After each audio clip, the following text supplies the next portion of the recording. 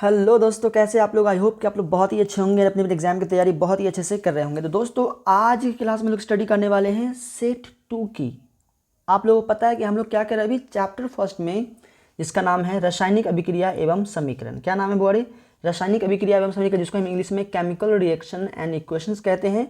और इसके सेट 2 में आज हम लोग टॉप 5 शॉर्ट क्वेश्चन की बात करेंगे, जो कि एग्जाम में 2 मार्क में पूछे जाते हैं। और ये क्वेश्चंस हर साल पूछे जाते हैं, हर साल पूछे जाते हैं, पूछे जाने वाले क्वेश्चन है, इसलिए इसकी तैयारी करना बहुत ही ज़रूरी होता है। इससे पहले क्लास में हम लोग क्या देखे थे, सेट 1 की स्टडी किए थे, जो कि एग्जाम में वो भी क्वेश्चंस कई बार पूछे गए हैं। और हम लोग अभी सेट 5 तक स्टडी करेंगे, मतलब सेट 5 को हमें 5 सेट तक हमें स्टडी करने हैं। और 5 सेट में 5 क्वेश्चन दिए गए, मतलब 5 सेट में 5 क्वेश्चन दिए गए हैं। टोटल मिलाकर के आपको 25 क्वेश्चन दिए गए हैं इस चैप्टर से, जो कि एग्जाम के लिए बहुत ही इंपॉर्टेंट है। और एग्जाम में ये ही क्वेश्चंस आएगा गारंटी के साथ, कहता हूं। समझ में आ गया? मतलब कहने का मतलब ये हुआ कि इसकी तैयारी करनी ही तो है, तो करनी है, छोड़ना बिल्कुल भी नहीं है। ठीक है, तो वीडियो का करना नहीं है स्किप, और पूरी वीडियो को अच्छे से देखना है और समझना है। जो मैं समझाता हूं उसको समझे और अपने कॉपी में इसे नोट करें। अदरवाइज अगर इसको नोट नहीं करना है तो आप जाके ncrtconcept.com पर जाकर के आप इस पीडीएफ को बिना कोई पैसे के डाउनलोड कर सकते हैं, फ्री ऑफ कॉस्ट। सिर्फ आपके लिए मैं यहाँ पे स्टडी करा रहा हूँ। ये चीज़ मैं एक अलग से मटेरियल बना रहा हूँ, एक अलग से नोट्स बना रहा हूँ, ताकि आपको पढ़ने में बहुत ही आसानी हो और अपने एग्जाम की बहुत ही अच्छी से तैयारी कर सके। तो मैं अभी मार्च से ही स्टार्ट कर दिया हूँ एग्जाम की तैयारी के लिए। आप मेरे साथ कंटिन्यूसली जुड़े रहें। अगर आप मेरे साथ जुड़े रहेंगे तो आपके एग्जाम की तैयारी बहुत ही बेहतरीन तरीके से मैं करा सकता हूँ और करवा रहा हूँ। तो कहने का मतलब ये हुआ कि मैं सबसे पहले आपको चैप्टर नोट्स पढ़ाता हूँ। मैं आपको जो समझा रहा हूँ समझ जाइए। पहले मैं पढ़ाता हूँ किस तरह। सबसे पहले मैं चैप्टर नोट्स करता हूँ। चैप्टर नोट्स का मतलब हो गया कि जितने भी चैप्टर में इंपॉर्टेंट टॉपिक होते हैं, चैप्टर नोट्स में जितने भी इंपॉर्टेंट टॉपिक है, उस टॉपिक पे हम डिस्कशन करते हैं। जब मेरा चैप्टर एंड हो जाता है तो चैप्टर एंड होने के बाद मैं जितने भी इस चैप्टर से ऑब्जेक्टिव पूछे गए हैं एग्जाम में, सारे ऑब्जेक्टिव पे हम डिस्कशन करते हैं। मतलब इंपॉर्टेंट ऑब्जेक्टिव पे डिस्कशन करते हैं, और वो भी ऑब्जेक्टिव पे डिस्कशन करते हैं जो कि एग्जाम में आ सकते हैं। समझ में आ गया? तो ये सबसे दूसरा पहला पॉइंट था। मैं सबसे नोट्स देखता हूँ सबसे पहले, उसके बाद ऑब्जेक्टिव देखता हूँ। ऑब्जेक्टिव देखने के बाद अभी मेरा काम क्या चल रहा है, अभी हम लोग शॉर्ट क्वेश्चन की तैयारी कर रहे हैं, जो कि एग्जाम में 2 मार्क में पूछा जाता है। 2 मार्क में पूछा जाता है। और इस सेट में टोटल 5 सेट लिया। मैंने ऑब्जेक्टिव को जो सॉल्व किया था वो सेट 2 सेट को हल किया था, लेकिन इसमें उसमें दो सेट में कितना ऑब्जेक्टिव थे, 50-50 थे, मतलब 100 ऑब्जेक्टिव मैंने उसमें दिया था। ठीक है, अदरवाइज मैं इसका ऑब्जेक्टिव का 4 सेट बना के रखा हूँ, लेकिन मैं 2 ही सेट का अभी तक आपको वीडियो दिया हूँ। लेकिन वो वीडियो इसलिए मैं नहीं दिया हूँ 2 सेट का, क्योंकि वो सेम टू सेम वही है, बस आपके प्रैक्टिस के लिए सेट को अलग कर दिया गया है, ताकि आप उसे याद रखें और इसे पढ़े तो बार बार रिपीट होता रहे, ताकि आपको याद हो जाए। और यहाँ पे आपको जो शॉर्ट क्वेश्चन दिए गए, ये बिल्कुल अलग अलग टाइप के क्वेश्चन दिए गए। 5 सेट इसमें दिया गया है, ABCDE। ठीक है, ABCD है, 1 2 3 भी बोल सकते हैं। तो 5 सेट तक दिया गया। इसके अंदर 5 सेट में 5 क्वेश्चन दिए गए। टोटल 25 क्वेश्चन है, जो कि एग्जाम में हर साल पूछे जाते हैं। तो तैयारी करना एकदम जोरों तोड़ से है। उसके बाद हम लोग लॉन्ग क्वेश्चन की बात करते हैं। इसे ये खत्म होने के बाद शॉर्ट क्वेश्चन का ये खत्म हो जाएगा, मेरा पूरा का पूरा सेट 5 सेट पूरा खत्म हो जाएगा। तो हम लोग बात करेंगे 5 मार्क क्वेश्चन की, लॉन्ग क्वेश्चन की, जो कि एग्जाम में 5 मार्क में पूछे जाते हैं, 5 मार्क में। तो उसकी भी तैयारी हम करेंगे इसके बाद। तो सबसे पहले हम लोग बात करते हैं आज सेट 2 की, जो कि इसमें 5 क्वेश्चन दिए गए, काफी इंपॉर्टेंट क्वेश्चन है। सबसे पहले क्वेश्चन की हम बात करते हैं। अगर आप चाहते हैं इसी तरह से एक अच्छे तरीके से स्टडी करना चाहते हैं, तो सबसे पहले आप मेरे चैनल को सब्सक्राइब कर ले, ताकि ये वीडियो दोबारा आपके पास हो सकता है ना पहुंचे, हो सकता है ना मिले। तो इसलिए सबसे पहले आप वीडियो को करें सेव, उसके बाद चैनल को करें सब्सक्राइब, उसके बाद आप पढ़ाई करें। तो सबसे पहले क्वेश्चन की बात करते हैं हम लोग संयोजन, जिसे हम संयुक्त अभिक्रिया कहते हैं। तो कहता है संयोजन अभिक्रिया की परिभाषा दे। आपके एग्जाम में इस तरह भी पूछा जा सकता है, या पूछा जा सकता है कि संयोजन अभिक्रिया क्या है, या फिर पूछा जा सकता है संयोजन अभिक्रिया से आप क्या समझते हैं, या कुछ भी तरीका से बस आपको संयोजन अभिक्रिया पूछा जाएगा। जो कि मैंने सबसे पहले रिएक्शन में सबसे पहला रिएक्शन यही बताया था कि संयोजन अभिक्रिया क्या है, किसे कहते हैं, उसका डिफिनेशन बताया था। तो चलिए सबसे पहले मैं समझता हूँ संयोजन अभिक्रिया के बारे में।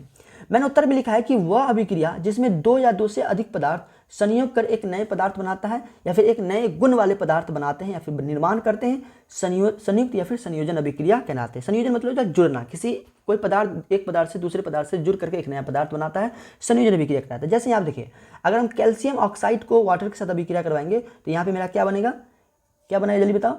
यहाँ पे मेरा बनेगा, देखिए हमने पहले यहाँ पे इसके बारे में भी लिख दिया है, ठीक है। तो संयुक्त अभिक्रिया कहलाती है। अब यहाँ पे लिखा है कि जब कैल्शियम ऑक्साइड को हाइड्रोजन वाटर के साथ अभिक्रिया करवाते हैं तो कैल्शियम हाइड्रोक्साइड बनता है। ये चीज़ आप हमेशा याद रखिएगा, ठीक है। अब यहाँ पे मैंने उदाहरण में दे दिया। यहाँ पे लिखा है कैल्शियम कहता है कि ऑक्साइड जल के साथ तीव्रता से अभिक्रिया करके कैल्शियम हाइड्रोक्साइड बनाता है, इसमें अधिक उष्मा उत्पन्न होती है। तो ये आपको एग्जाम में लिखने की ज़रूरत नहीं है, ये चीज़ लिखने की ज़रूरत नहीं है, लेकिन मैं एज ए नॉलेज के लिए मैं बता दिया हूँ। बस आपको एग्जाम में लिखना है ये, और उदाहरण में ये।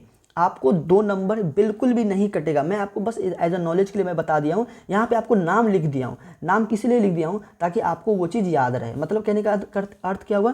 यहाँ देखिए, ये मेरा कैल्शियम ऑक्साइड, इसलिए मैं यहाँ पर लिख दिया हूँ। और कैल्शियम ऑक्साइड को अगर हम क्या करेंगे, जल के साथ अभिक्रिया करेंगे तो वो तीव्रता से बहुत तेज़ी से अभिक्रिया करके कैल्शियम हाइड्रोक्साइड बनाएगा।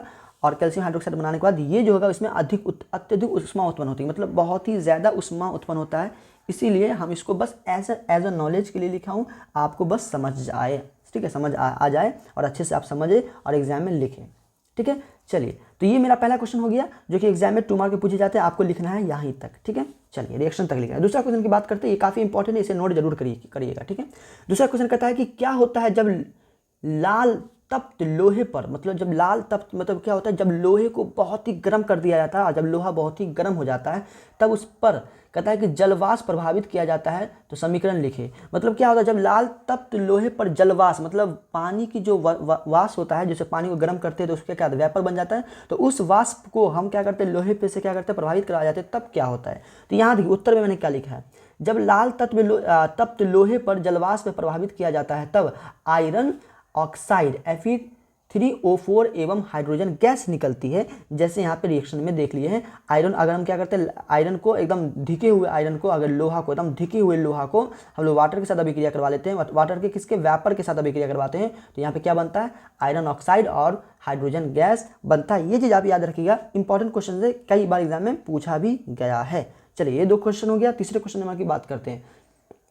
तीसरा क्वेश्चन कहता है कि जब लोहे की कील को कॉपर सल्फेट के विलयन में, बहुत ही इंपॉर्टेंट क्वेश्चन ये वाला, बहुत ही इंपॉर्टेंट है, इसको तो एकदम इसमें हर क्वेश्चन इंपॉर्टेंट दिया गया है, हर एक क्वेश्चन इंपॉर्टेंट है, इसलिए इसको मिस करना ही नहीं, एक क्वेश्चन को भी मिस नहीं करना, सारे क्वेश्चन को याद करते चलना है, ठीक है। जैसे जैसे मैं वीडियो लेके आऊँगा सारे क्वेश्चन को बस रटते चले जाओ, याद करते चले जाओ, बिना कुछ कंप्रोमाइज़ के।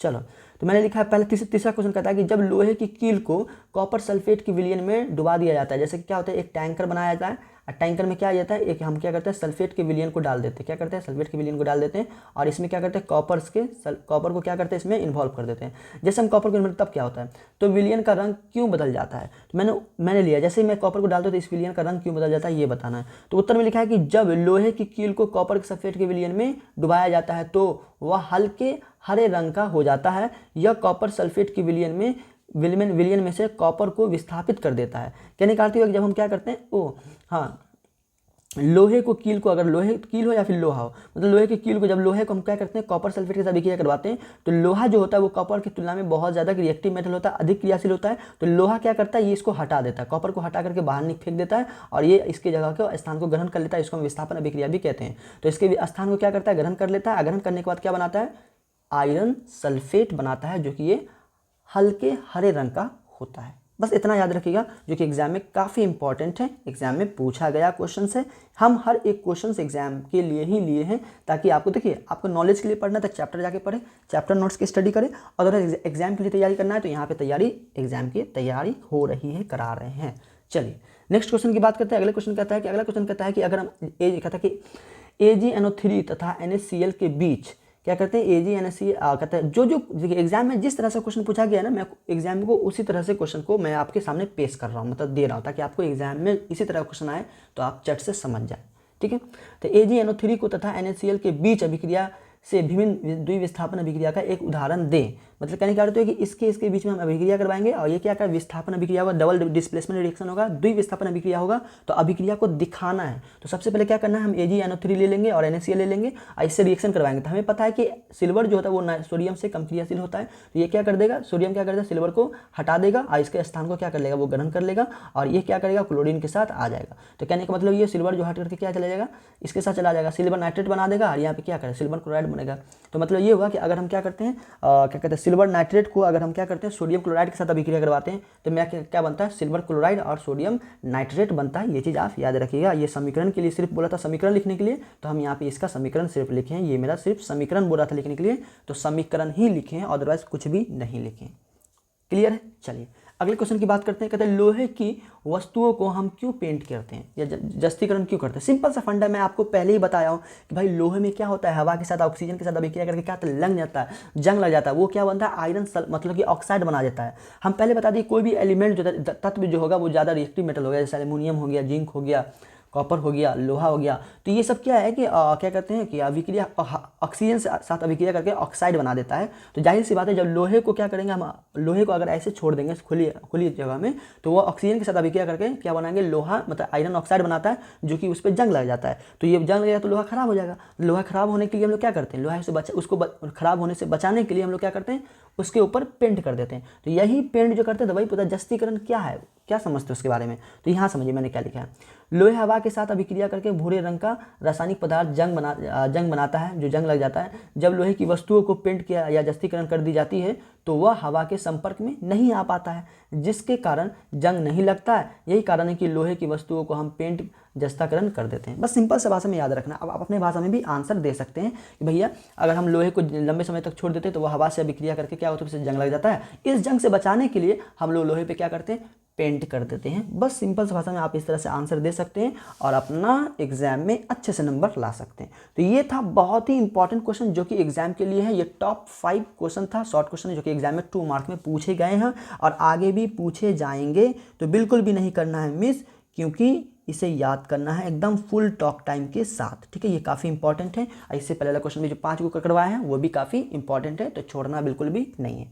तो आज के लिए इतना ही, फिर मिलते हैं अगली क्लास में। अगर चैनल पर नए तो चैनल को सब्सक्राइब जरूर कर ले ताकि हम अगला वीडियो अपलोड करें तो उसका नोटिफिकेशन सबसे पहले आपको मिले। आप ये वीडियो को बिल्कुल भी मिस नहीं करना भाई। अगर आप पहले वीडियो देखना चाहते हैं, पहला सेट का भी वीडियो देखना चाहते हैं तो वीडियो का लिंक डिस्क्रिप्शन में मिल जाएगा, अदरवाइज वहाँ ना मिले तो प्लेलिस्ट में जाके जरूर देख लें। चलिए आज के लिए इतना ही, फिर मिलते हैं हम अगले क्लास में।